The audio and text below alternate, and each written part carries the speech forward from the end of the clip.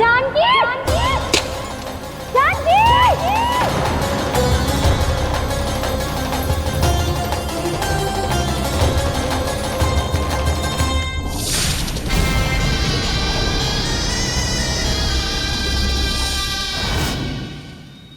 जानकी, जानकी, क्या होगा इसे? देखो ना जी, अब छलिया की सूचना मिलते ही हम सब बालकों को ढूंढने चली गई और ढूंढते ढूंढते सबको बहुत प्यास लगी आई जी। तो जानकी जमुना जी की नदी से जल लेने गई और उसने जमुना जी का पानी पिया और उसकी जेदशा हो गई। बालक कहाँ है? वो ठीक तो है ना? ऊपर से सब ठीक है पर भीतर से बहुत भयभीत है सब। जानकी तो बिल्कुल नीली पड़ गई है। लग तो है विष फैल गया है इसको पूरे तन में। मथुरा के सर्वश्रेष्ठ विदेह जी को बुलाया गो है उसके उपचार के लिए। जैसे ही इसने जल को मुंह से लगाया, ये गिर पड़ी। चटपटाने का अवसर भी ना मिलो। हाँ वैद्य जी, और निकटी मृत पशु भी पड़े हुए थे। हाँ, मैंने भी अस्थियां देखी थी। इसका तो यही अर्थ हो सकता है कि समस्या वहाँ के जल में ही हो। वैद्य जी, आप रोगी की नाड़ी पे ध्यान दो ना। जे गोपिया क्या कह रही है उसे सुनने की आवश्यकता ना है। जब तक विष के कारण का पता नहीं चल जाता, हम उपचार कैसे कर सकते हैं रानी जी? जी, वो निकट ही यमुना जी में एक विशेष क्षेत्र है। ये सब उसी के जल की बात कर रहे हैं। तब तो ऐसा भी हो सकता है कि किसी विषैले सर्प के काटने का प्रभाव हो। पर सर्प के काटने का चिन्ह ना है उसके तन पे। सर्प जब काटता है तब उसके दांत के चिन्ह बन जाते हैं। मुझे पता है, बड़े बड़े सर्प को काटते हुए देखो है मैंने। एक दिन अब बस कर उज्जवल, ये बड़ी बड़ी हाँकने का समय ना है। पर यदि सर्प ने ना काटा है, फिर जानकी की ये दशा किसने की? अवश्य किसी राक्षस ने की होगी। नाना, कोई विषैला पशु भी तो हो सकता है। यह अवश्य किसी महाविषैले सर्प के विष से हुआ है। सर्प ने भले ना काटा हो, लेकिन यह अवश्य ही किसी महाविषैले सर्प के विष के कारण हुआ है। कालिया नाग। कालिया नाग?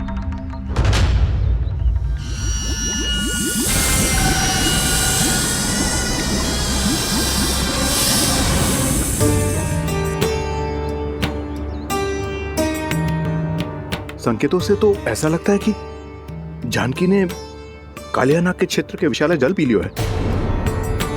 कालिया नाग एक लोक सुरती है, कल्पना में गढ़ी हुई एक कथा, और कछु ना है। हमें जाके पता लगाना पड़ेगा। पर हमें वहाँ जाने से मना किया है ना बड़ों ने। उज्जवल सही कह रहे हो है। इस समय जानकी के स्वार्थ से अधिक महत्वपूर्ण और कछु ना है। जानकी हमारे लिए ही जलाने गई थी जी। ना मैं उसे जाने देती ना जैसा बोल दो। वैद्य जी, आप शीघ्र कछु करो, कैसे भी कछु भी करो, पर इसके प्राण बचा लो। यशोदा, धैर्य रखो, श्री नारायण पर विश्वास रखो, वो सब ठीक कर देंगे।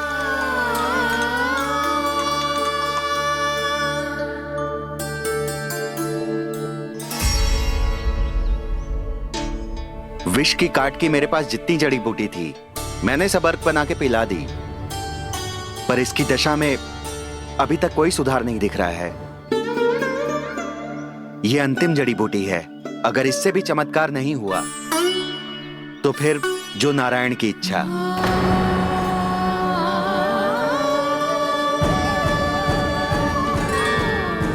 पर कोई तो उपाय होगा जानकी को बचाने का।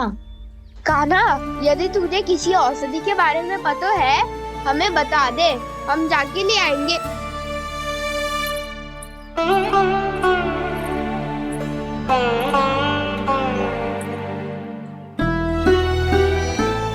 हे नारायण, हे प्रभु, मेरी जानकी के प्राण बचा ले प्रभु। क्या तो मैं अपने आप को कभी क्षमा न कर पाऊंगी। ये सारी मेरे ही कारण बनाई थी। उसकी रक्षा करो प्रभु, मेरी पुकार सुन। कान्हा, तूने हमें बत्तासुर से बचाया था ना? और बकासुर से भी तो। और छलिया से भी तो तूने ही बचाया था ना हमें? क्या ऐसा कोई उपाय ना है जानकी को बचाने का? धन्वंतरी,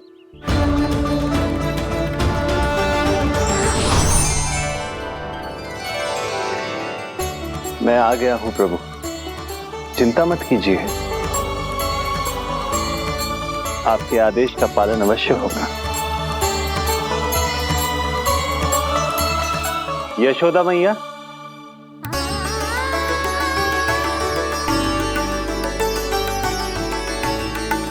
मैया आपको कोई पुकार रहा है।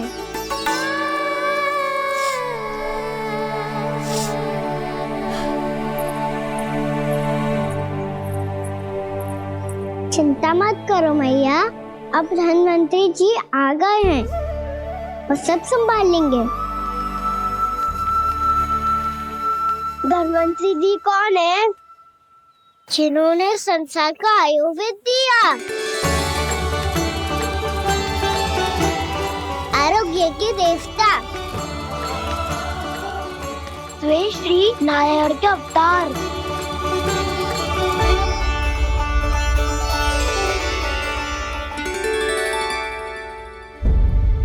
मुझे पता चला है कि आपको वेद की आवश्यकता है। हाँ हाँ, भीतर आइए। आइए आइए बैठे जी। जी रहे। मथुरा का सर्वश्रेष्ठ वैद्य अर्थात मैं यहाँ आ चुका हूँ और रोगी को जितनी औषधि की आवश्यकता थी सब दे चुका हूँ। निश्चित रूप से आपने विष की काट के लिए बहुत ही उत्तम अर्क तैयार किया है, इसीलिए किसी और वैद्य की आवश्यकता नहीं है। किंतु आप अकेले कितना कुछ करेंगे वैद्यराज, मुझे अपना सहायक ही बना लीजिए। पर जो करना था मैं पहले ही कर चुका हूँ। हाँ, वो तो आप कर चुके हैं, बस रोगी के तन से विष निकालना शेष है ना वैद्यराज? हाँ हाँ, बस वही शेष है। इनके रक्त को विष रहित करने में मैं आपकी सहायता करूंगा। पहले ये संजीवनी मानी जाने वाली इन लाल फूलों की बूटी को भी घिसना है ना?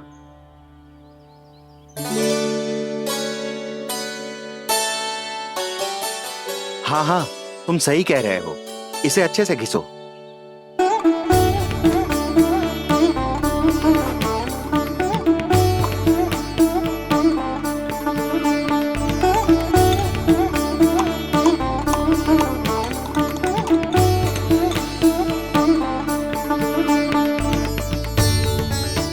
और ये नीले फूलों को भी तो मिलाना है ना? हाँ हाँ, अच्छे सहायक बन सकते हो तुम, ऐसे ही श्रम करते रहो।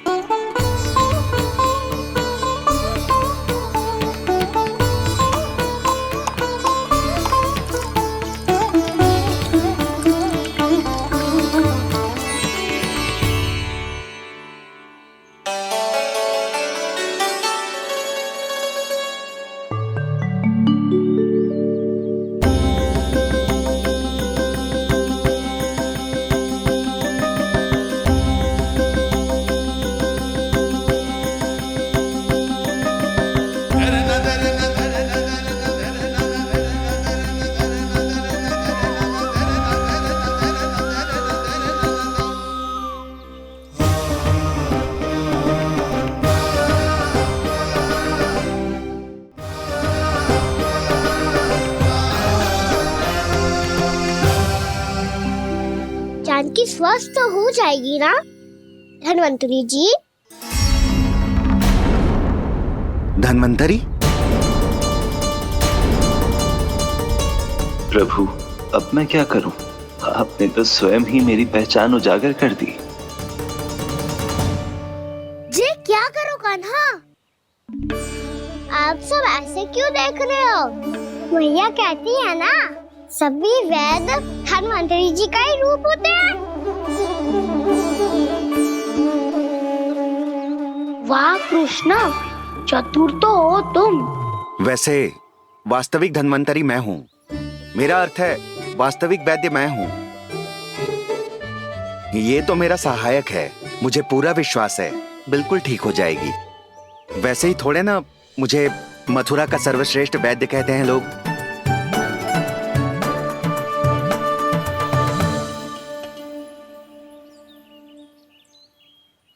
जसोदा भाभी,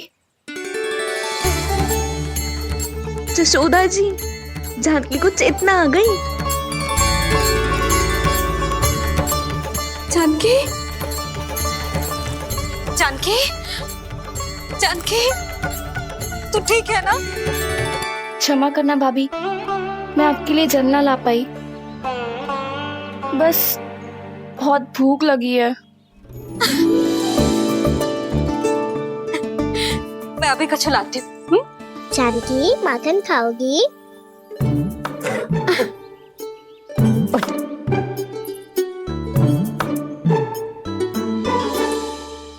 आजा, तू ही खिला दे लल्ला।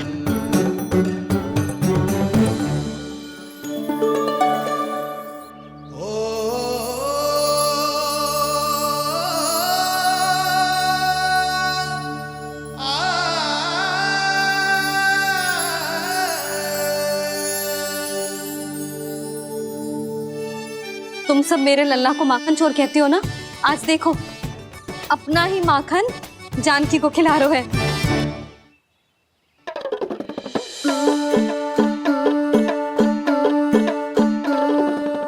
थोड़ा और विश्राम कर लो। सदैव तुम हम सबकी सेवा करती हो, आज मैं तुम्हारी सेवा करूंगा। जानकी की जिद दशा तब हुई जब जय यशोदा काकी की सेवा कर रही थी, और अब देखो स्वयं भगवान ही इसकी सेवा कर रहे हैं। जानते हो इससे क्या सिद्ध होता है? जो भी यशोदा मैया की पूजा करेगा, अर्थात अपने माता पिता की सेवा करेगा, उनके साथ सम्मान से व्यवहार करेगा, ईश्वर स्वयं उसका ध्यान रखेंगे।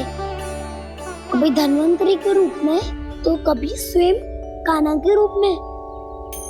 भक्त और भगवान का देखो कैसा ये अनुराग, स्वयं करे सेवा प्रभु, अद्भुत गोपी का भाग्य। प्रभु इन सब पृथ्वीवासियों से कितना घुल मिल गए हैं। ना तो ये प्रभु को भगवान मानते हैं और ना ही प्रभु अपने आप को इनसे सर्वश्रेष्ठ समझते हैं। अपने आचरण से ये सिद्ध कर रहे हैं कि ये सभी में हैं और सभी इनका ही अंश है।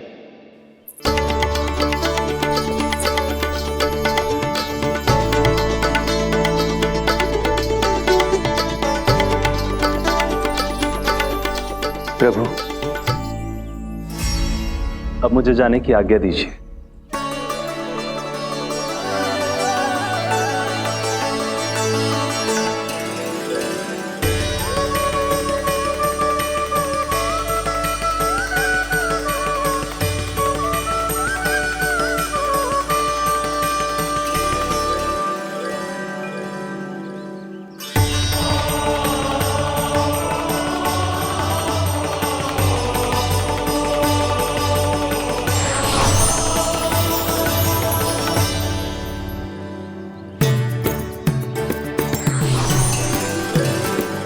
कान्हा ने तो सच्ची में धन्वंतरी जी को बुला लिया था।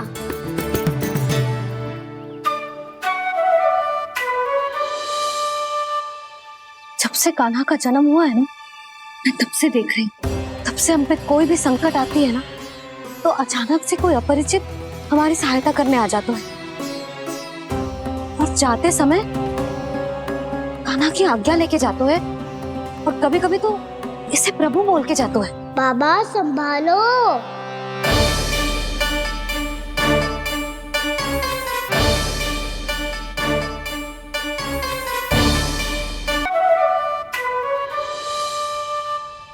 जब से कान्हा का जन्म हुआ है ना, मैं तब से देख रही हूँ, तब से हम पे कोई भी संकट आती है ना, तो अचानक से कोई अपरिचित हमारी सहायता करने आ जाते हैं और जाते समय कान्हा की आज्ञा लेके जाते हैं और कभी कभी तो इसे प्रभु बोल के जाते हैं। बाबा संभालो। यशोदा, इस जानकी को चढ़ो है और विचित्र विचार तुम्हारे मन में है। अरे सब जानते हैं कि हमारा परिवार राजसी, तुम्हें पता ना चलता हो वो, पर हमारे कान्हा को सब राजकुमार ही समझते हैं देखकर। इसीलिए उसे सम्मान देने के लिए सब ऐसा ही करते हैं, और कोई बात ना है।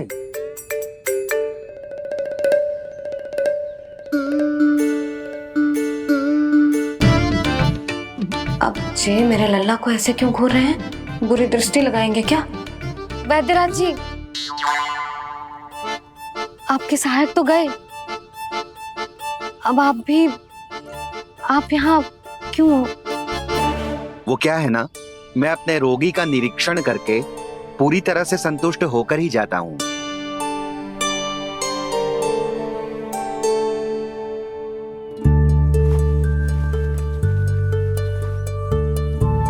हाँ, संकेत तो अच्छे हैं, कल सुबह तक बिल्कुल ठीक हो जाएगी।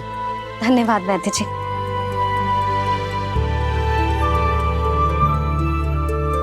बस तो फिर हम कल पकड़न पकड़ाई खेलेंगे जानकी।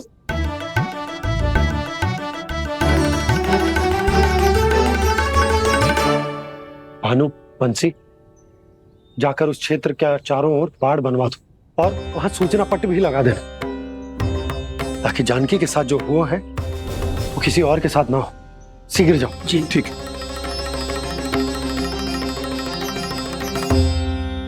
बाड़ और सूचना पट लगवाने से समस्या का समाधान नहीं होगा बाबा। निर्दोष पशु सूचना पट देखकर भी कुछ समझ नहीं पाएंगे।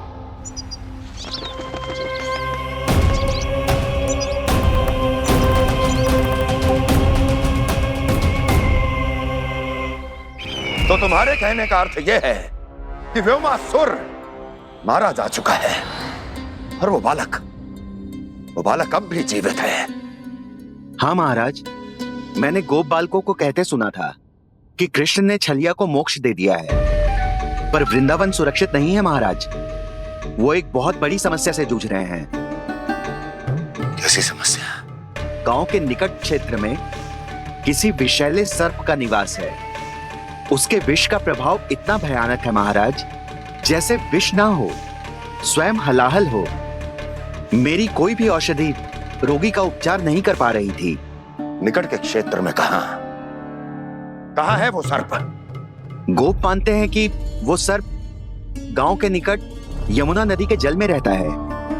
मुझे तो लगता है महाराज, ये कालिया नाग की कथा कोई किंवदंती या लोक श्रुति नहीं, एक सच्चाई है, एक विषैली सच्चाई।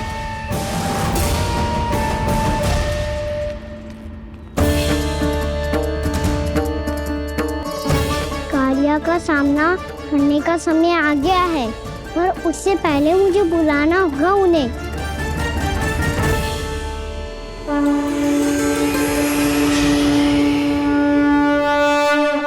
संसार के दारुण भय का नाश करने वाले, सभी कष्टों का हरण करने वाले, विश्व का समस्त ऐश्वर्य प्रदान करने वाले, कमल जैसे लोचन, मुख और चरणों वाले आजानुभुज श्री राम को मैं बार बार नमस्कार करता हूँ। आपदामपहर्तारं दातारं सर्व संपदाम लोकाभिरामं श्री रामं भूयो भूयो नमाम्यहम्। कागभूसोंडी, कागभूसोंडी, कागभूसोंडी। प्रभु क्षमा करें, मुझे जाना होगा।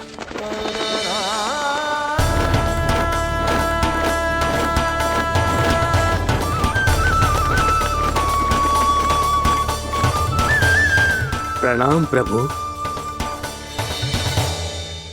अनेक बार मैं आपके दर्शनों के लिए आया प्रभु। कभी नंद भवन के झरोखों से आपके दर्शन करके चला जाता था, तो कभी दूर किसी वृक्ष की आड़ से आपको निहार लिया करता था। आज आपने स्वयं मुझे बुलाकर धन्य कर दिया प्रभु।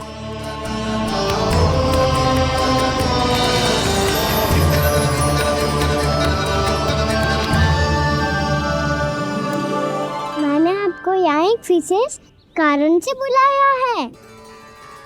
आपके श्राप से इस कालिया नाग को मुक्त करने का समय आ गया है। ये तो बहुत ही उत्तम समाचार है प्रभु। इतने वर्ष बीत गए, मुझे आज भी स्मरण है वो दिन जब मैंने उन्हें श्राप दिया था। अपने क्रोध पर नियंत्रण खोकर बहुत बड़ी भूल कर दी थी मैंने प्रभु। बीती हुई घटनाओं पर दुखी होके कोई लाभ नहीं है। हमें भविष्य की ओर देखना होगा।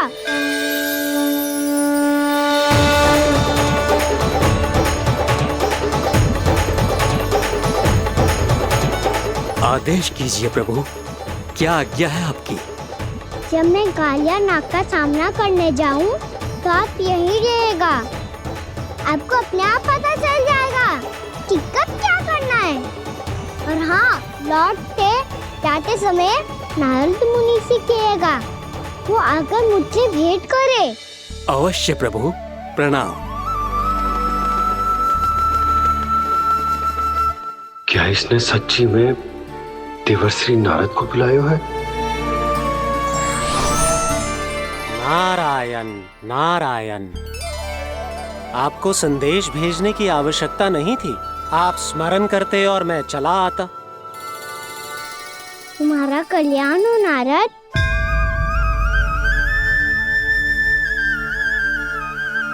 मैंने तुम्हें एक विशेष कार्य के लिए बुलाया है। आज्ञा दीजिए प्रभु। तुम्हें एक बार फिर कंस से भेंट करनी होगी। विचार कीजिए महाराज, क्या आप बिना किसी शंका के कह सकते हैं कि कौन सी पंखुड़ी पहली है और कौन सी आठवीं? उस दुष्ट से भेंट करना स्वयं कीचड़ में उतरने के समान है प्रभु। कमल पुष्प प्राप्त करना हो तो कीचड़ में उतरना पड़ता है नारद। आपका आदेश तो मैं स्वप्न में भी नहीं टाल सकता प्रभु। कंस कालिया नाग के बारे में जान गया है, पर वो उसका सामना करने का साहस नहीं कर पाएगा। मैं आतुर हूँ प्राप्ति, मूर्ख नहीं। मेरी बुद्धि फिर नहीं गई है। मैं स्वयं उस कालिया जैसे महाविषैले सर्प के सामने खड़ा हो जाऊं और अपने ही काल को आमंत्रित कर लूं। तो फिर अपने लाभ के लिए उसका प्रयोग करने का कोई और उपाय सोचिए स्वामी। कुछ ऐसा कीजिए कि यमुना नदी का पूरा जल विषैला हो जाए और वृंदावन वासी उसका उपयोग करे और आपका काल कहलाने वाला वो बालक स्वयं काल के गाल में चला जाए। उत्तम उत्तम सुझाव है प्राप्ति। अब मुझे उस कालिया तक पहुंचने का मार्ग ढूंढना होगा। उसको विवश करने का कोई उपाय ढूंढना होगा, क्योंकि व्यक्तिगत रूप से उससे भेंट करना असंभव है। असंभव। आप सही कह रहे हैं प्रभु। कंस में उतना सामर्थ्य नहीं कि वो कालिया नाग का सामना स्वयं कर सके।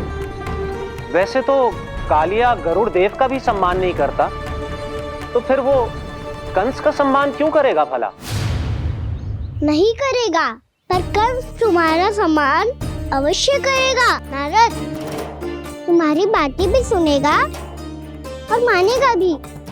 ये मेरी योजना का बहुत ही महत्वपूर्ण भाग है। तुम कंस के पास जाओ और कहो कि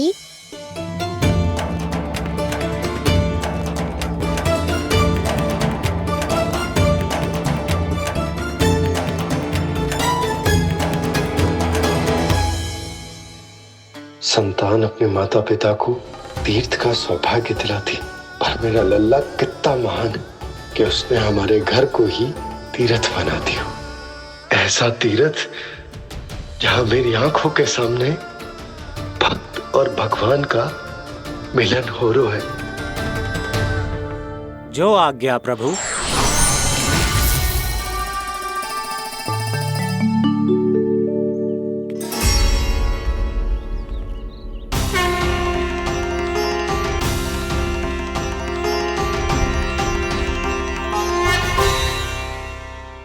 बाबा, कान्हा, ये सब क्या चल रहा है? पहले काग भुसुंडी जी और फिर जे नारद जी। क्या योजना बना रहे हो तुम? कान्हा, बताना लल्ला, क्या सोच रहे तू? कान्हा देख, अगर तुझे अपने बाबा को ना बताना हो ना, तो अपने भक्त को बता दे। क्या सोच रहे हो लल्ला? क्या करने वाले हो आप?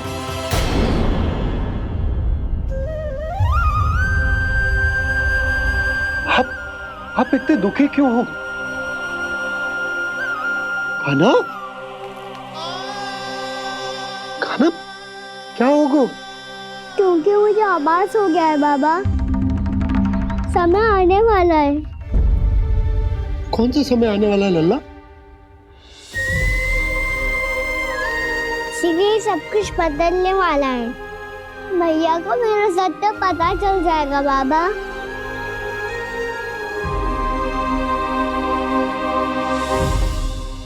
पर लल्ला, इसका काग भुसुंडी और कालिया नाग से क्या संबंध है?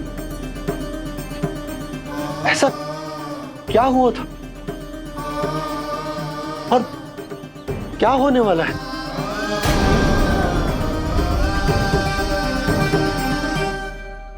जो होने वाला है बाबा, उसका संबंध उससे है जो सैकड़ों वर्ष पहले हुआ था। महर्षि भृगु के एक वंशज थे वेद शिरोमणि, जो विंध्याचल की पहाड़ियों में साधना कर रहे थे। तभी वहाँ अश्वशिरा नाम के एक दूसरे मुनि आमंत्रण के बिना ही आ गए। कितना सुंदर और शांतिपूर्ण आश्रम है। यहाँ प्रभु की साधना करने में बहुत आनंद आएगा। शीघ्र ही अश्वशिरा मुनि उपस्थिति के कारण होने वाले व्यवधान से बाध्य होकर वेद शिरोमणि ने अपनी आंखें खोली। कौन हो तुम और यहाँ क्या कर रहे हो? आपके आश्रम में बहुत शांति है मुनिवर।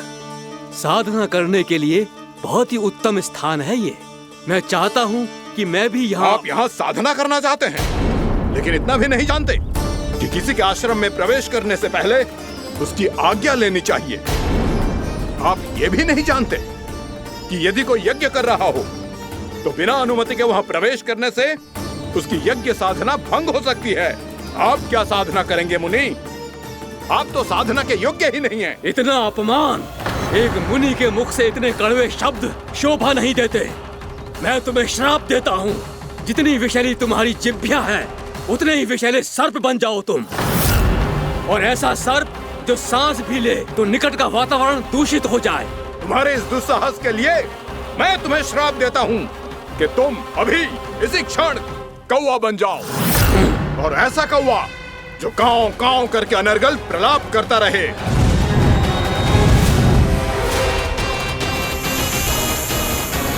ये मैंने क्या किया? ये मैंने क्या किया? क्रोध के कारण दोनों ने एक दूसरे को श्राप दे दिया। पर दोनों ही मेरे भक्त हैं, और भगवान होकर मैं अपने भक्तों को इतनी कठिनाई में कैसे देख सकता था। इसीलिए जिस संकट में उन दोनों ने अपने आप को फंसा लिया था, उसका समाधान करने में मैं उनके पास गया।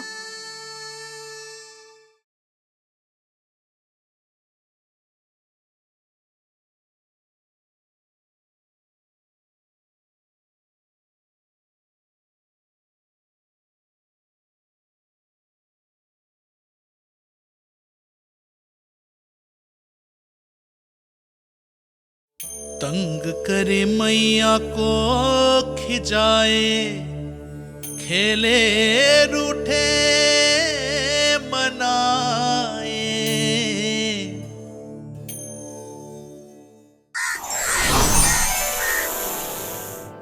देखिए ना प्रभु, ये क्या हो गया हमसे? हमारी रक्षा कीजिए प्रभु, मार्ग दिखाइए हमें। क्रोध पर नियंत्रण ना होने के कारण आप दोनों ने एक दूसरे को बहुत ही भीषण संकट में डाल दिया है।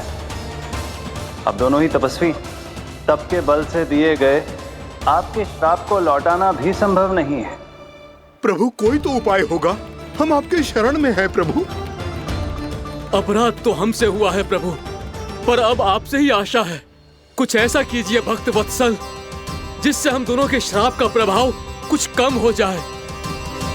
आप दोनों ही मेरे भक्त हैं, इसलिए आपकी पीड़ा का निवारण करने का एक उपाय है मेरे पास। वेद शिरामुनि, जब आप कालिया नाग बनेंगे तो आपको मेरे चरणों को अपने शीश पर धारण करने का सौभाग्य मिलेगा। और अश्र शिरामुनि, आप काग योनि होने के बाद भी आप श्रेष्ठतम ज्ञान और सर्वाधिक यौगिक सिद्धियों के स्वामी होंगे और प्रवचन दिया करेंगे। इसके बाद अश्वशिरा मुनि काक भुसुंडी बन गए, जिन्होंने आगे चलकर स्वयं गरुड़ देव को रामायण सुनाई। और मुनि वेदशिरा महर्षि कश्यप और देवी कत्रियों के पुत्र कालिया नाग बनकर जल में। और अब वही कालिया नाग जमुना जी में, जिनके कारण जानकी के प्राण लगभग चले ही गए थे। अब कालिया नाग को उचित स्थान पर भेजने का समय आ गया है बाबा। और ये तो अच्छी बात है कान्हा, वेदशिरा मुनि को दिया हुआ तुम्हारा वचन भी पूरा हो जाएगा, जमुना जी की शुद्धि भी हो जाएगी। इस सब के बाद भी तुम दुखी क्यों हो? क्योंकि इसके बाद मैया के सामने मेरा रहस्य खुल जाएगा बाबा। उन्हें पता चल जाएगा कि उनका बालक कोई साधारण बालक ना है। भविष्य में जो होने वाला है उसे सबके सामने घटने से रोकना मेरे लिए भी संभव ना होगा। मैया को सब पता चल जाएगा। क्या पता चल जाएगा रे मुझे?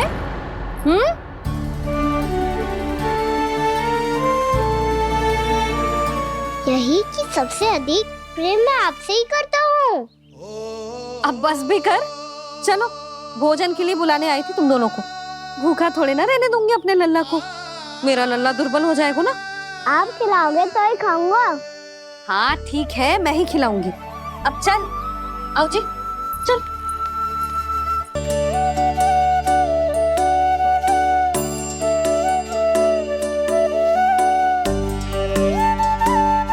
मैया खेलो ना मेरे साथ। मैया सुनो ना, मेरी बात ना मानोगी? अभी बहुत कार्य पड़े लल्ला, देख जानकी को औषधि भी देने जानो है ना। औषधि मैं दे दूंगा, फिर तो खेलोगी ना आप मेरे साथ? पिछले कुछ दिनों से अपनी मैया का अधिक से अधिक प्रेम पाने का प्रयास करो है कान्हा। इसका तो एक ही अर्थ हो सकता कि कछु बहुत बड़ो होने वालों है। कान्हा रुक जा लल्ला। कान्हा क्यों तंग कर रहा है? मैया को पहन लेना। कान्हा, कान्हा, ये क्या करो तूने?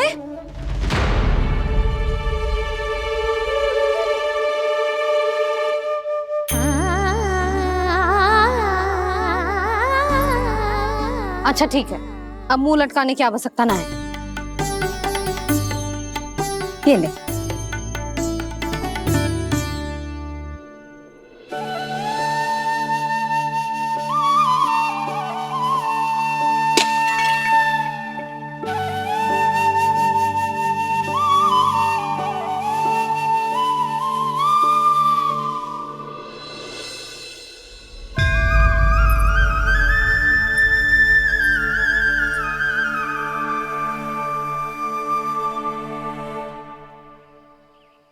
तंग करे मैया को खिजाए, खेले रूठे मनाए, लीला अनोखी करके शरारत, कान्हा दंड भी पाए।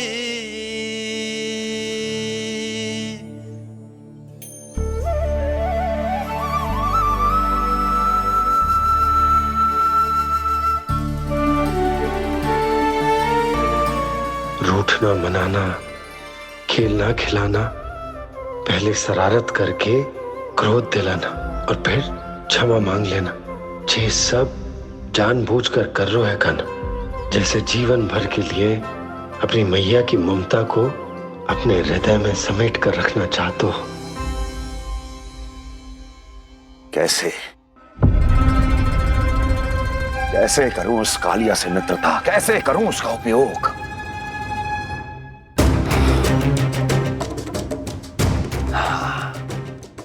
उस पर आक्रमण कर देता हूं और उसे किसी ना किसी तरह से यह विश्वास दिला देता हूं कि यह आक्रमण उस विष्णु अवतार ने किया है। फिर वो क्रोध में आकर सारे वृंदावन वासियों को अपने विष से समाप्त कर देगा। उचित है, ये उचित है। नारायण हरि, नारायण हरि।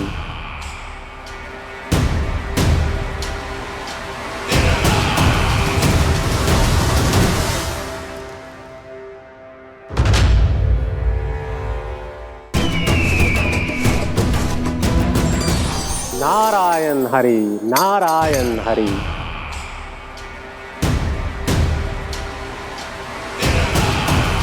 प्रणाम देवर्षि। किस योजना में कितना लाभ है और कितनी हानि, यह आंकलन करते करते थक गए होंगे मथुरा नरेश। देवर्षि, आज मेरा ध्यान कैसे आ गया आपको? आप तो सदैव ही मेरे ध्यान में रहते हैं महाराज कंस।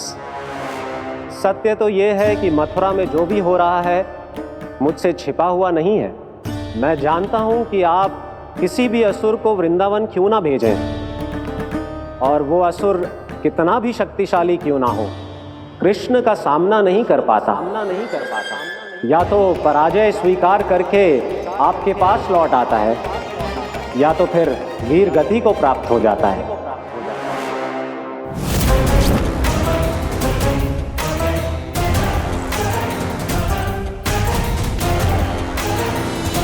वाह, मुझे मेरी असफलताएं स्मरण कराने आए हैं, मेरे घाव को खुरेदने आए हैं, उन पे नमक छिड़कने आए हैं। मित्र को शत्रु समझने की भूल मत कीजिए महाराज कंस। मैं तो आपकी सहायता करने आया हूं। हाँ, और मेरी सहायता। कृष्ण विष्णु अवतार है, आप विष्णु के भक्त हैं। मैं हूं विष्णु द्रोही, फिर भी तो आपके आराध्य को हानि पहुंचाना चाहता है, उसकी सहायता करना चाहते हैं आप। क्या आप निश्चित रूप से कह सकते हैं कि आप ब्रह्मांड के सभी नियमों को अच्छी तरह समझते हैं? अवश्य। आपके लिए बस इतना ही जानना पर्याप्त होगा कि मैं जो कुछ भी कर रहा हूं उसके लिए मेरे व्यक्तिगत कारण हैं। मैं तो बस आपके हित में पिछली बार की तरह एक सुझाव लेके आया था, पर यदि आप मेरा सुझाव सुनना भी नहीं चाहते तो आपकी इच्छा। नारायण हरि, नारायण हरि। कारण चाहे जो हो, इनके पिछले सुझाव के कारण ही आज मेरे शत्रुओं की संख्या कम है। अन्यथा मैं देवकी के अन्य पुत्रों को भी जीवित छोड़ देता, और आज वो सब अपने भाई के साथ मिलकर उसकी शक्ति को अनेक गुना बढ़ा देते हैं। ठहरिए देवऋषि,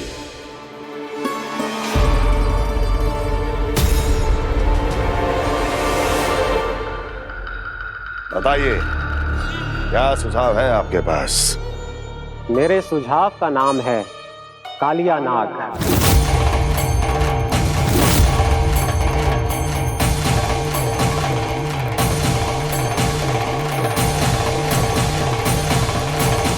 उसके विषय में मैं जानता हूं देवर्षि। तो समस्या यह है कि मैं स्वयं उससे मिलने नहीं जा सकता, उससे भेंट नहीं कर सकता। उस कृष्ण की हत्या के लिए उसको वृंदावन जाने के लिए तैयार नहीं कर सकता। तो मत जाइए उसके सामने, और ना उसे भेजिए कृष्ण के सामने। हर बार आप किसी ना किसी असुर को अपने शत्रु के क्षेत्र में भेजते हैं, जहां शत्रु उसका सामना करने के लिए पूरी तरह से तैयार होता है और आपका असुर मारा जाता है। इस बार शत्रु को युद्ध स्थल चुनने का अवसर मत दीजिए महाराज। इस बार योजना का जाल ऐसे बुनिए कि कृष्ण स्वयं उसके पास जाने के लिए विवश हो जाए। कालिया नाग स्वयं काल है, मृत्यु का दूसरा नाम है। उसके विष का उपयोग अपने लाभ के लिए कीजिए महाराज। वैसे कालिया के विष की अधिकता का अनुमान तो होगा ही आपको।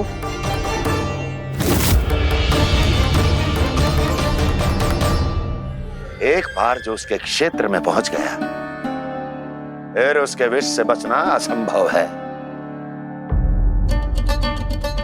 उचित सुझाव है देवर्षि, उचित सुझाव है। देवर्षि, उस छलिया विष्णु की भक्ति करते करते आप भी उसके रंग ढंग सीख गए हैं। उचित है। उचित है।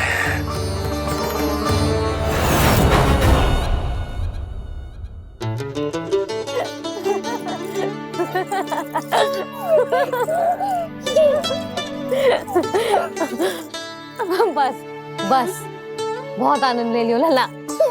बस अब दूध पी ले। ठहर ठहर, गर्म है। जी ले। ले भी।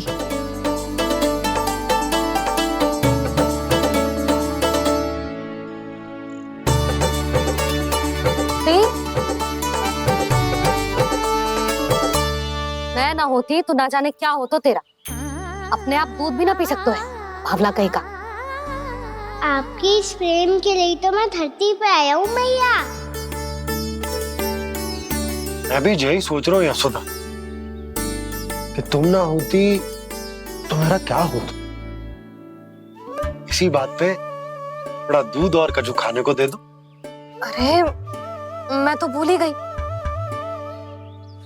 तनिक ठहर जाओ जी दूध पी लेना तो आपके लिए भी कछु ले आती हूँ।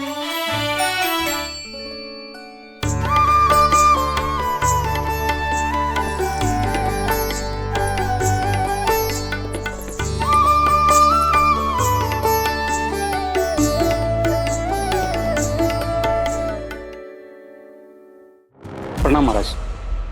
आपकी आज्ञा के अनुसार बिल्कुल वैसा ही पत्र तैयार किया है जैसा आप चाहते थे।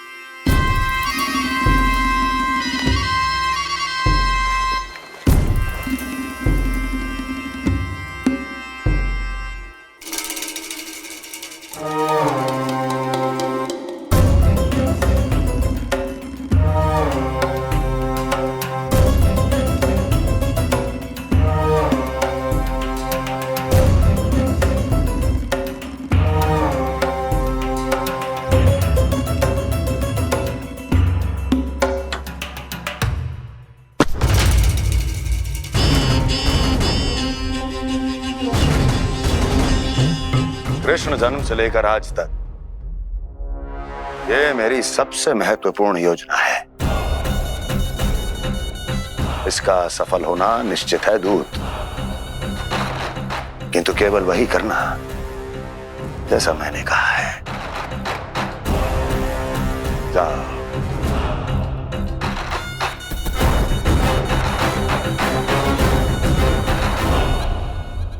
कान्हा,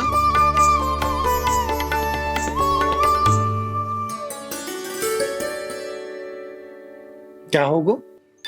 बाबा मैं चाहता हूँ कि मैया की स्वमता क्रिस्टल फ्रेम की वर्षा मुझ पे सरकते ऐसे होते रहे। वो तो होती रहेगी लल्ला। अपने लल्ला के लिए किसी मैया का प्रेम कभी कम हो सकता है भला? नंदराज, वो मथुरा से एक दूत आयो है महाराज कंस का राजपत्र लेके।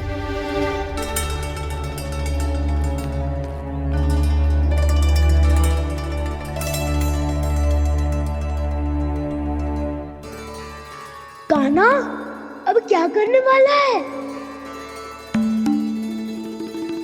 तेरे बाबा कहाँ गए? हाँ? कंस मामा का खेल आरंभ हो गया है, पर मैया वो सब सुनेगी तो व्यर्थ चिंतित हो जाएगी। बस थोड़ा बाहर गया मैया, कछु खा लिया से। बाहर इस समय? मैया क्या होगा? मैया देखो ना, पीठ पे कछु हो रहा है। मेरा हाथ ना पकड़ो, आप करो ना। दिखा यहाँ। क्षमा करना मैया, पर अभी बाबा को ही संभालने दो ये सब।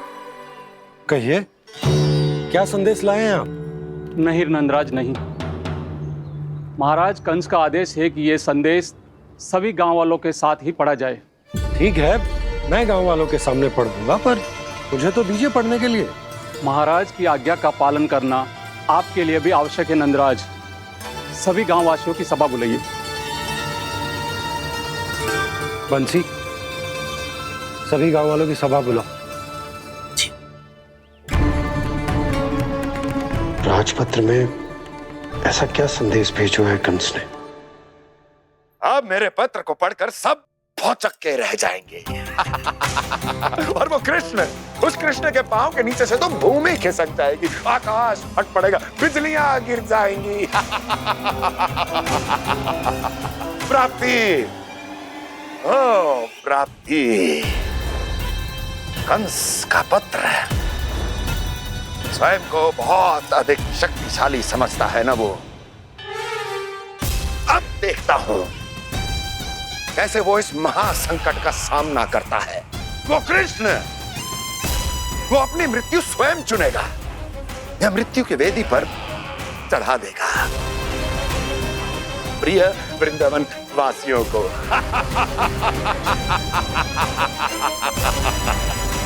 अब आएगा आनंद प्राप्ति, अब आएगा आनंद। सबको इकट्ठा करवा के ही पढ़वाएगो। अवश्य ही कोई विशेष संदेश दिया होगा कंस ने। मैं भी यही सोच रही हूँ सुलक्षणा जी, कछु ना कछु तो विशेष है, पर जे हो क्या सकता है? हाँ, बात तो सही है। ऐसा क्या हो सकता है? सभी गांव वासियों के सामने कहा जाए, कछु तो विशेष अवश्य लग रहा है। बाहर तक कोलाहल क्यों हो रहा है? मैया, मैया, अब क्या होगा? मैया देखो ना, सर पे कछु हो रहा है। लल्ला, नारायण ने तुझे हाथ दिए हैं ना? पीठ की बात अन्य थी। अपने सिर की सेवा स्वयं कर। सर पे तो हाथ पहुंच रहा है ना?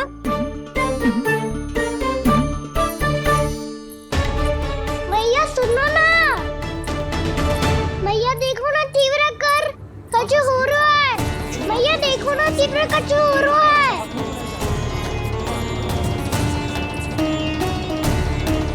सब लोग आ चुके हैं, अपना संदेश सुनाइए आप। गोपराज नंद और सभी वृंदावन वासियों को सूचित किया जाता है कि मथुरा अधिपति और आप सभी के महाराज कंस ने कल सुबह भव्य पूजा का आयोजन किया है। इसके लिए राज्य को वृंदावन के क्षेत्र के निकट यमुना नदी के मध्य में खिलने वाले 1 कोटि कमल के पुष्पों की आवश्यकता है। इसीलिए आप सभी को यह आदेश दिया जाता है कि ये सभी कमल के पुष्प प्रथम पहर से पहले राजसभा में पहुंचा दिए जाए। सारे वो भी प्रथम पहर से पहले कैसे हो सकते हैं? यदि आप ऐसा करने में असफल रहे तो इसे राज आज्ञा का उल्लंघन माना जाएगा और राजद्रोह के आरोप में आप सभी को कड़े से कड़ा दंड दिया जाएगा। स्मरण रहे, यदि कल की पूजा में इन 1 कोटि कमल के पुष्पों का ना पहुंचने के कारण कोई व्यवधान आया तो समस्त वृंदावन वासियों को दोषी माना जाएगा और पूरे गांव को निवासियों सहित धूल में मिला दिया जाएगा। कल प्रथम पहर तक का ही समय है आप सबके पास।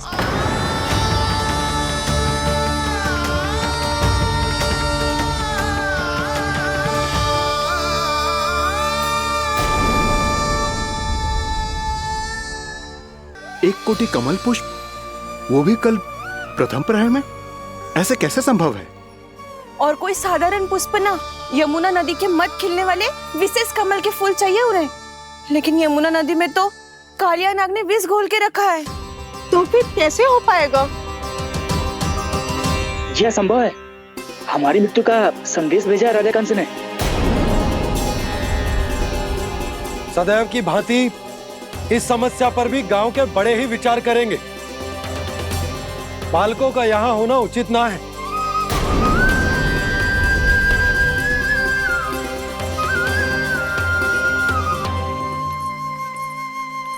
लल्ला ले जे गेंद ले, जा अपने सखाओं के साथ खेल।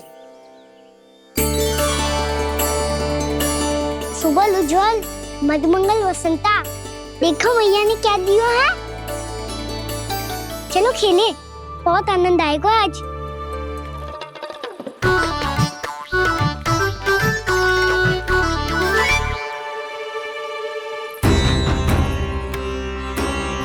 भानु, बंसी, जाओ और शीघ्र ही वो घेरे का कार्य समाप्त करो।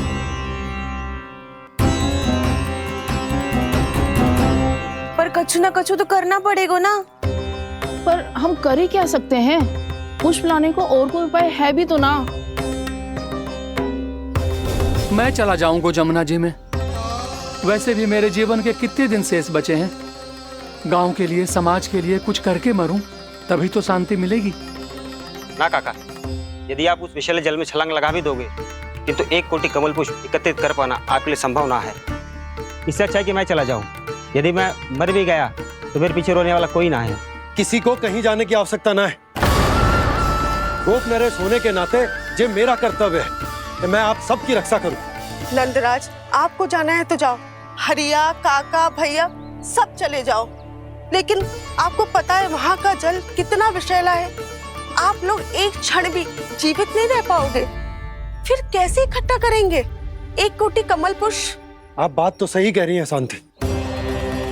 उस दुष्ट कंस ने ऐसी मांग रख के हम सबको फंसा दिया। हम में से कोई भी क्यों ना चला जाए और इस संकट का समाधान ना निकले को।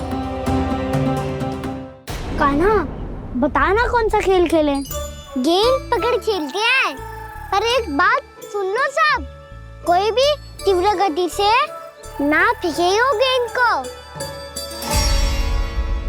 भैया ने स्वयं बनाई है मेरे लिए। सब तैयार हो?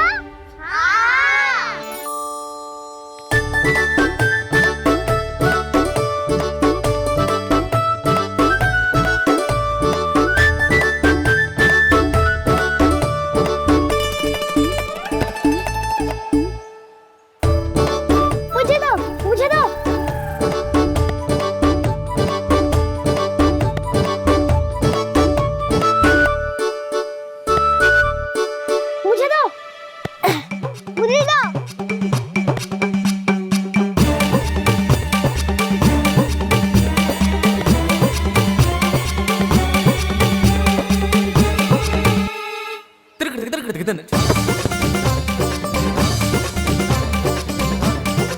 कान्हा, इतनी धीरे से फेंकेगो तो कैसे आनंद आएगो? थोड़ा बल लगा के फेंक। हाँ कान्हा, हम अभी बड़े हो गए हैं, तू अब भी छोटे बालकों की तरह फेंक रहे है।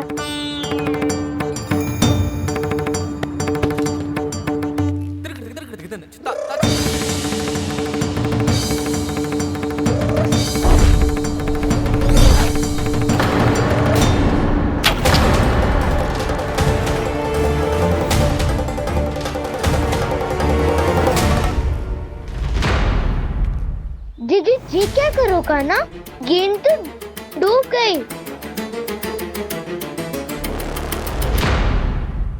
अच्छा, तो ये सब इसकी योजना का भाग था ताकि ये कालिया का सामना कर पाए।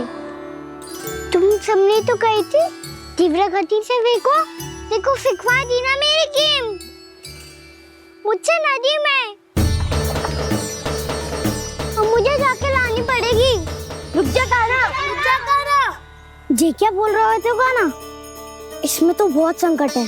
कोई भी संकट मेरी मैया का उपहार खोने से बड़ा ना है। बहुत प्रेम से बना के उन्होंने दी थी। हे नारायण, कोई उपाय समझ में ना आ रहा है।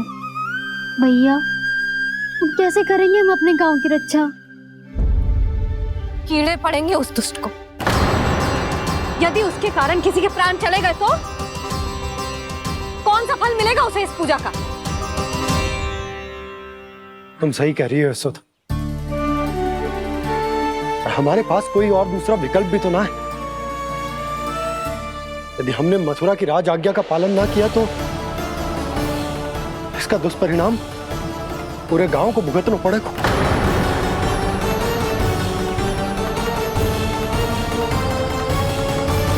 कान्हा, हमें पता है कि तू भगवान है, दिव्य है, बहुत शक्ति है तुझमें। पर फिर भी हम तुझे विषैले जल में ना जाने दे सकते। कुछ होगा तो तुम सब इतनी हट कर रहे हो तो ठीक है, ना जाऊंगा। गेंद कहाँ गिरी है, कितनी दूर गई है, ये तो देख लूं, ताकि उसे बाहर निकालने का कोई उपाय ढूंढ पाऊं।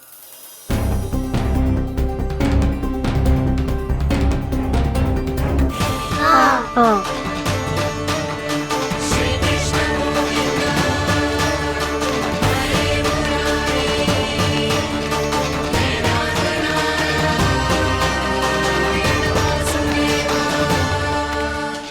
कान्हा की ये लीला तो समझ ही नहीं आ रही। पहले इसने देवश्री नारद को मथुरा जाकर कंस को भड़काने के लिए कहा, फिर स्वयं ही दुखी भी हो गया कि अब इसका रहस्य सबके सामने खुल जाएगा। और अभी स्वयं ही तो इसने कहा था कि गेंद बहुत महत्वपूर्ण है, फिर स्वयं ही उसे नदी के विषैले जल में फेंक दिया।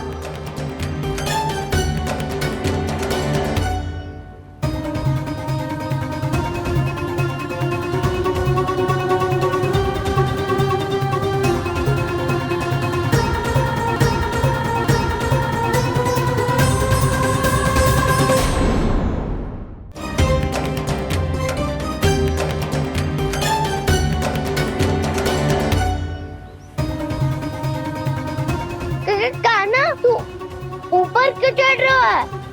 अरे ऊंचाई से देखूंगा तभी तो गेंद दिखेगी।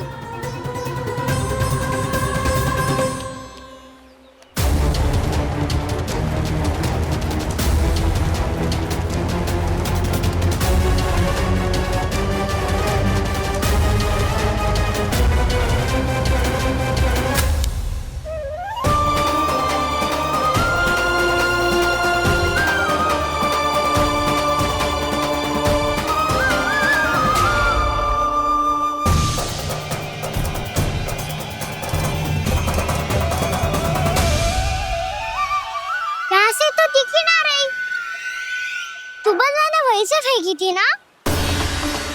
ना, वहाँ से फेंकी थी। कहाँ से? नहीं कान्हा, वहाँ से। समझ ना आ रहा, ठीक बताना कहाँ से फेंकी थी?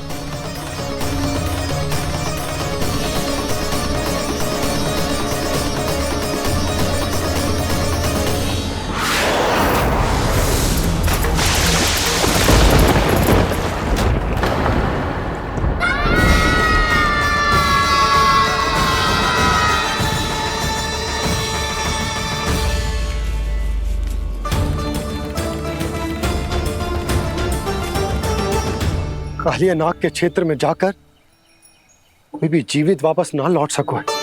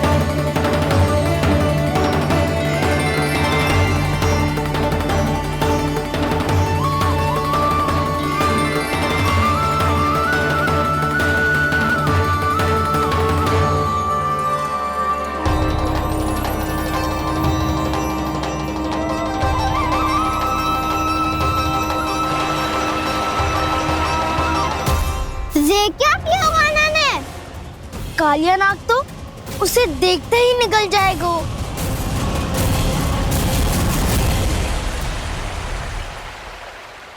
तो आरंभ से अब तक सब कुछ उसकी लीला का ही भाग था।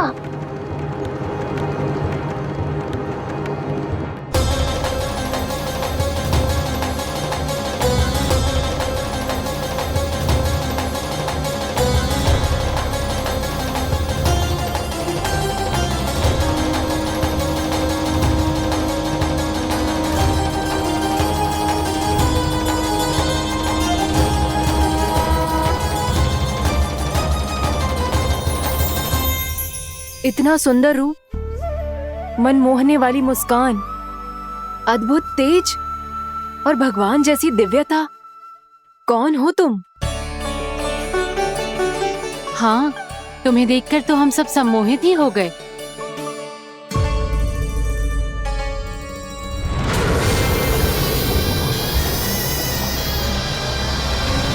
तुम जो भी हो बालक, वापस लौट जाओ। हमारा हृदय तुम्हें ही देखते रहना चाहता है, किंतु यदि हमारे पति जाग गए तो तुम्हें अवश्य हानि पहुंचाएंगे। ये बहुत विषैले है बालक, कालकोट जैसे भयानक। इनके विष से तुम नहीं बच सकोगे। नंदराज, कालिया नाग के विष का प्रभाव बढ़ते ही जा रहा है। पहले 8 कोस तक उसके विष का प्रभाव था, अब तो 1 योजन से अधिक क्षेत्र में फैलो है। जल पीने के प्रयास से अनेक पशु मारे गए हैं और नदी के निकट के वृक्ष और वनस्पति सब नष्ट होने लगे।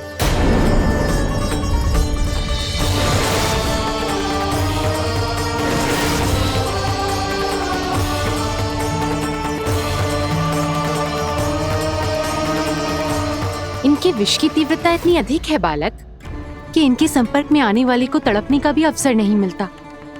इनके विष की अग्नि क्षण भर से भी कम समय में प्राणवायु को जलाकर राख कर देती है।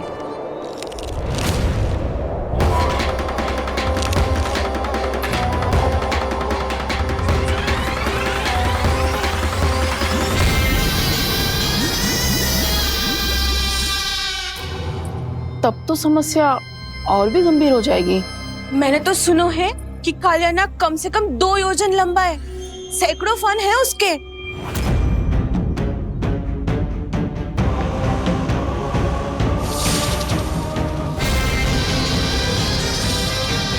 इसका अर्थ तो ये है कि हम दोनों ओर से फंस गए। एक और कंस को 1 कोटि कमल पुष्प देने जो कि कालिया नाग के क्षेत्र में पड़ते हैं, और दूसरी ओर उस कालिया नाग का विष यमुना जी के क्षेत्र में बढ़ता ही जा रहा। इसके कारण हम ही नहीं, निर्दोष पशु पक्षी भी संकट में। इन दोनों समस्याओं का एक ही समाधान है, उस कालिया नाग का सामना करना। और ये ना समझ आ रहा कि हम ये करेंगे कैसे, क्योंकि ये बात साधारण मनुष्य के बस की ना है। हमारे लिए ये असंभव है।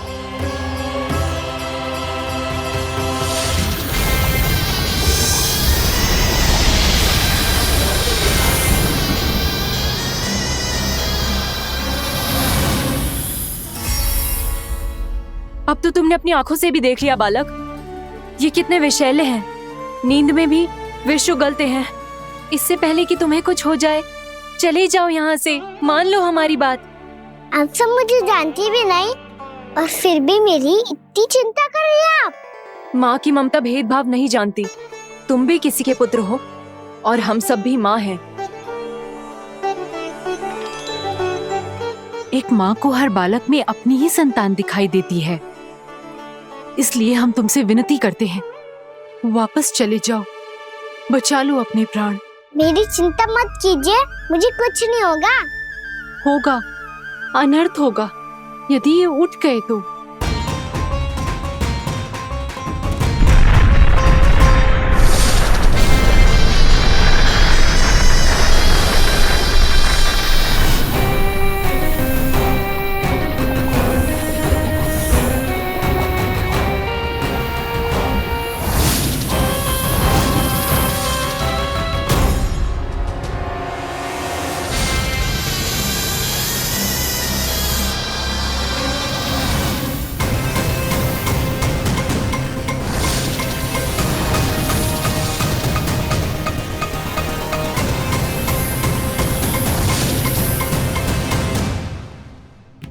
सामने होते हुए भी अपने इश्क को केवल वही देख सकता है जो अपना अभिमान त्याग चुका हो। पर पूर्व जन्म में मेरा भक्त होने के नाते मेरा सत्य स्वरूप देख पाने में मुझे इसकी सहायता करनी चाहिए।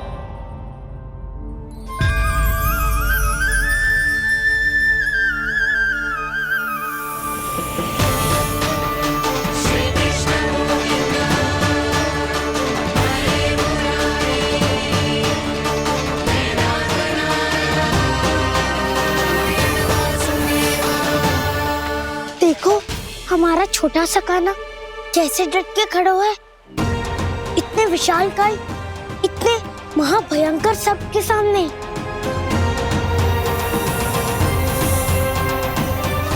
ये कोई भगवान नहीं है जो इसके सामने हाथ जोड़ रही हो तुम सब।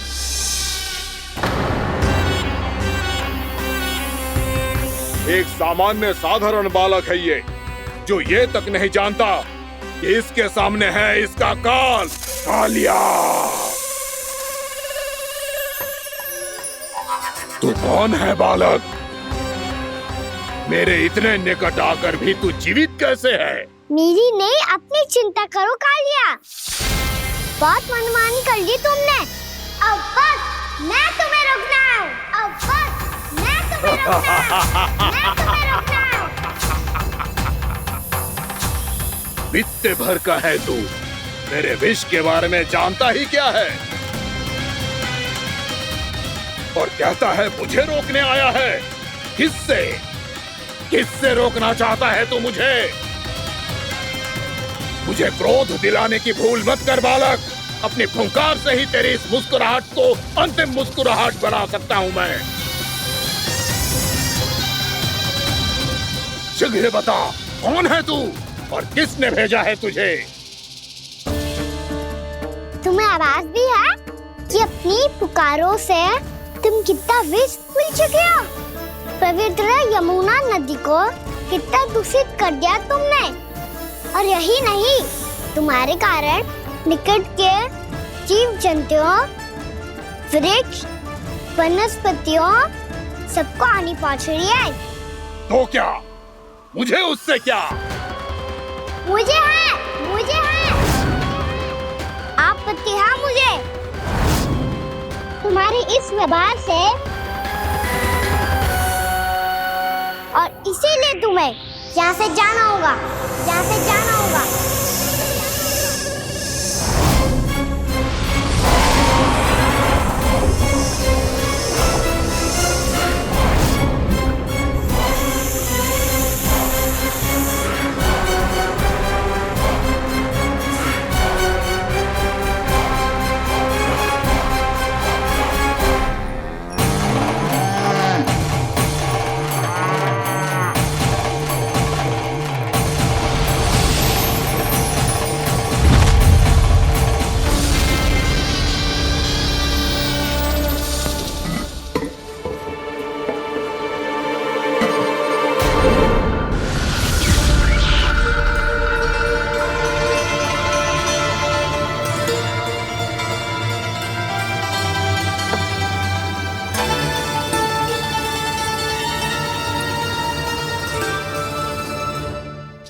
मुझे आदेश देने का साहस भी कैसे किया तूने?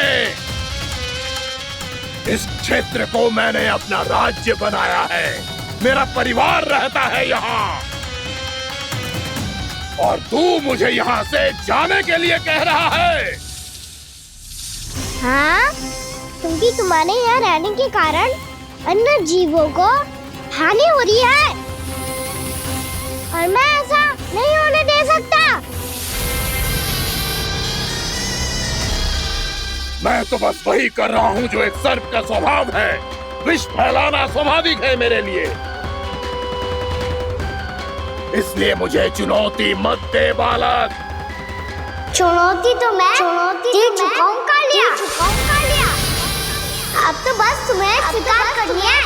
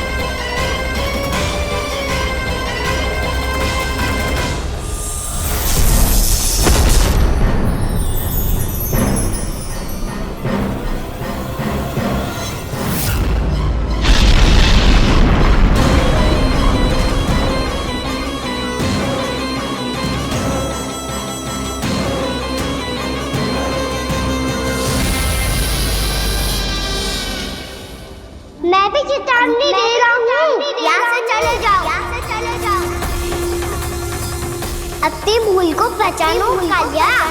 तुम जो कर रहे हो अनुचित है।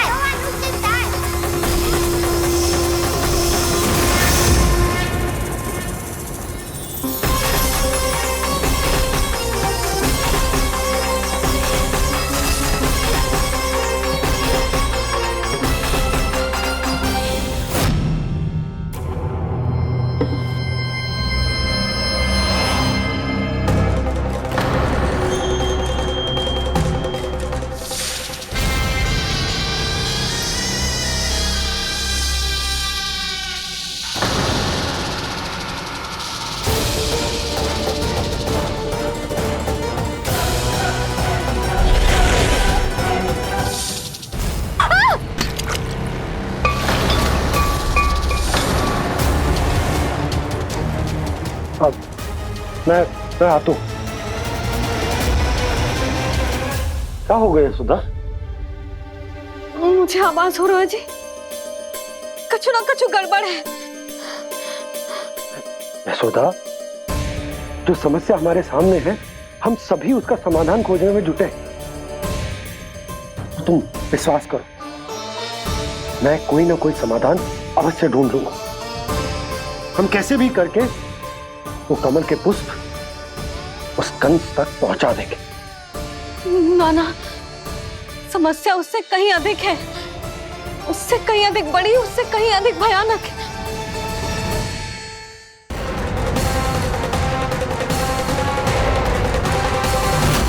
विस्की ये बूंद से ही सबके प्राण चले जाते हैं। इसने तो विस्की धारियां फेंके हुए हैं खाना पे।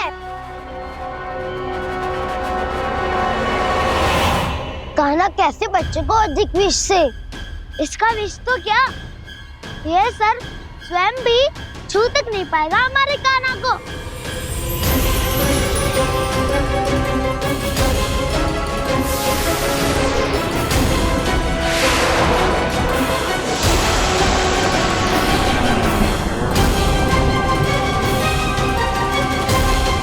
तुम्हारे सखा को, मेरे भाई को कोई हानि नहीं पहुंचा पाएगा। ये कान्हा का सत्य चाहे जो हो बलराम, पर अभी तो जो एक बालक ही है ना। देखो कैसे विष के कारण स्थिर हो गया है।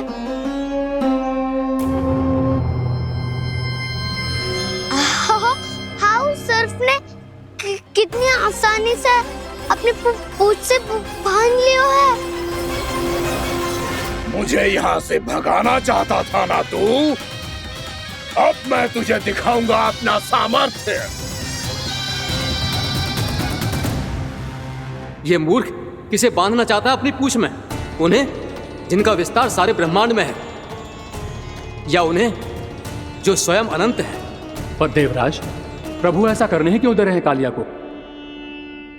आप सब भूल रहे हैं देवगण, कालिया पूर्व जन्म में प्रभु का बहुत बड़ा भक्त था। उसी भक्ति का फल मिल रहा है अब इसे। वैसे भी भक्तों के मन का भाव सबल हो तो भगवान तो सहज ही बंध जाते हैं।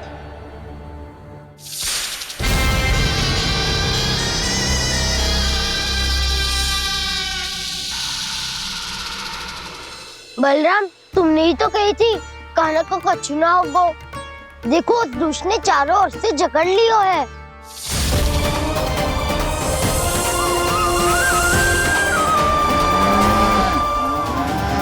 ये क्या कह रही हो तुम? जसोदा जी, क्या हुआ? घबरा क्यों रही हो आप? सुलोचना, मुझे आभास हो रहा है कुछ बहुत बड़ी अनहोनी हो गई है। नंदराज, नंदराज, नंदराज!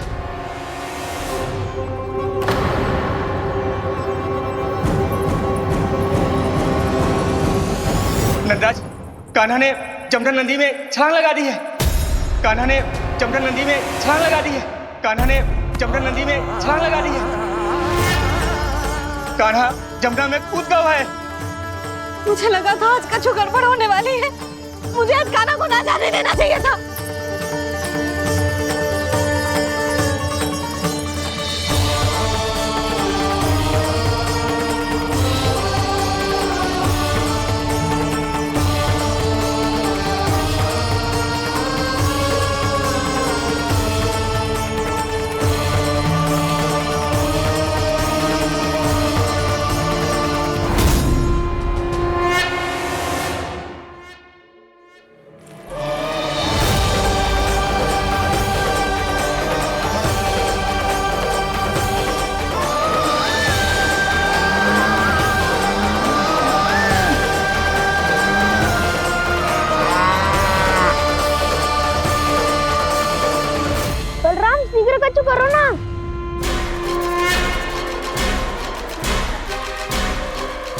कुछ भी करो पर कान्हा को बचाओ।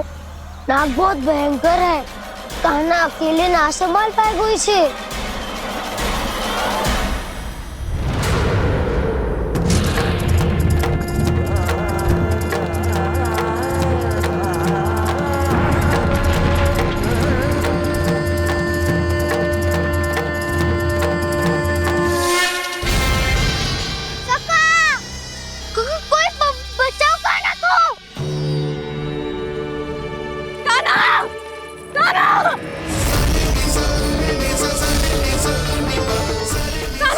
यशोदा, यशोदा रुको।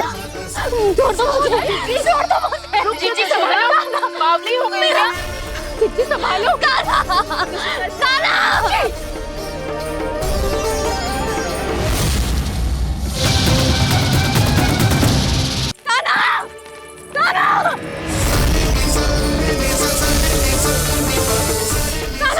यशोदा, यशोदा रुको। छोड़ दो मुझे, छोड़ दो मुझे। जीजी संभालो, बावली हो गई क्या?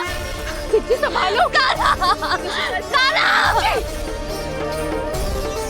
देखो अब कैसे तुम्हारे अस्थियों को तोड़कर छोटे छोटे टुकड़ों में बदल दूंगा मैं।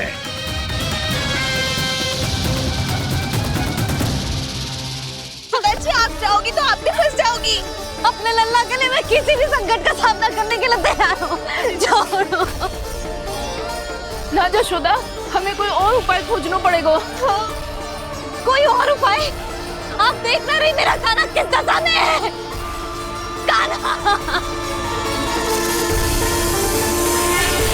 मैया के वश में नहीं है, नहीं तो ये अपने लल्ला के लिए साक्षात काल का भी सामना कर ले।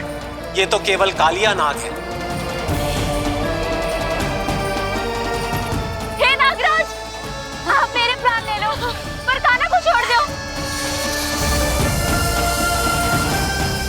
ना नागराज, आप मेरे प्राण ले लो, मैं विरोध भी ना करूंगी।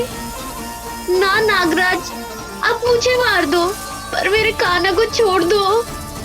ना ना ना ना नागराज, मेरे प्राण ले लो, हमारे कान्हा से क्या शत्रुता है आपकी?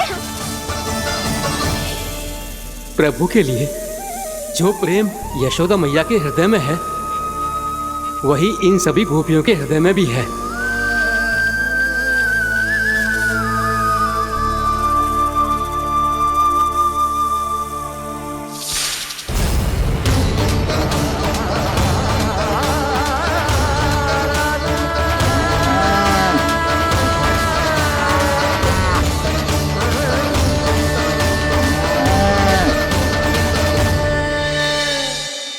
यशोदा, यशोदा,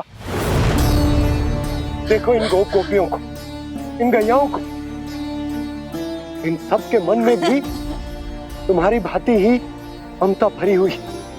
वो सब भी कान्हा से उतना ही प्रेम और स्नेह करती है, उतनी ही ममता से भरी हुई है जितनी कि तुम। तो तुम ही सोचो, जिसके साथ इतनी ममता और इतना स्नेह, इतना प्रेम, उसका कोई क्या कर सकता है? उस कालिया नाग का विष इस सब आशीर्वादों के सामने कछु न है। कछु करो जी। उसे बोलो वो मेरे प्राण ले ले, मेरे कान्हा को छोड़ दे। यशोदा,